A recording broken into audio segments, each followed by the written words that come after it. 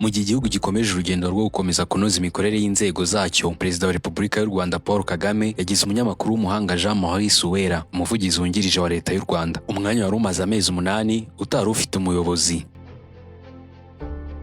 Ibi byabaye mu nama y'abaminisitiri yabaye ku mugoroba wo kuwa gatatu. Inama yongeye kugaragaza icyerekezo cya leta mu guhitamo abantu bafite uburambe, ubushishozi n'ubuhanga ndetse n'ubunyamwuga kugira ngo bakomeze kwegereza abanyarwanda amakuru yizewe kandi asobanutse.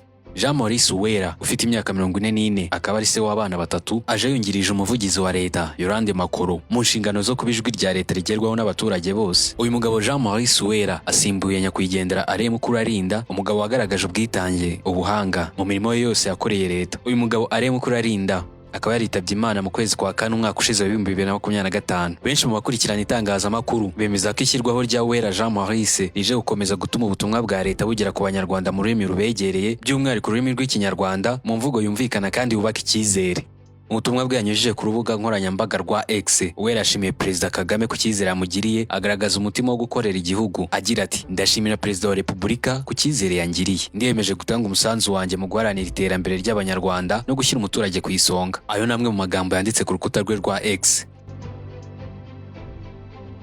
Ikindi wamenya kuri uyu mugabo, Uwera yize itangazamakuru muri Catholic Institute of Kabgayi, aho yakuyemo ubumenyi n'indangagaciro byamufashije kubaka umwuga we. Yanyuze muri radio na televiziyo by'u Rwanda mbere yo kwerekeza kuri radio SKFM ikorera i Kigali, aho yagize uruhare rukomeye mu kuyishyira ku rwego rwo hejuru kuko yari ikiri nshyashya kiza. Ikindi kandi ni nanone mukuru wa nyakwigendera Jay Polly, umuhanzi wagize izina rikomeye mu muziki nyarwanda. Ibi bikaba bigaragaza ko Uwera akomoka mu muryango w'abantu bafite impano nta kabuza zigiye zitandukanye. Uyu mugabo nyuma yo kugirirwa icyizere na nyakubahwa Perezida wa Repubulika Paul Kagame, radio SKFM yasobanuye umugabo nk'umunyamakuru w'umwuga ndetse w'intangarugero ufite uburambe bw'imyaka irenga 14 mu itangazamakuru.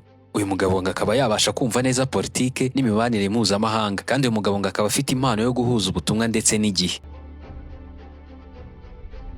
Ku rundi ruhande, Yolande Makuru yamwifurije ikaze mu buryo bw'ubuvugizi bwa leta, agaragaza umunezero wo kongera imbaraga mu itsinda agira ati: "Tuguhaye ikaze kandi twishimiye gukorana nawe." Uwera nawe yamusubije agira ati: "Murakoze cyane, nishimiye gufatanya namwe." Mwakoze kubana natwe, wibuka gukora like, share ndetse na subscribe. Turasubira mu kanya.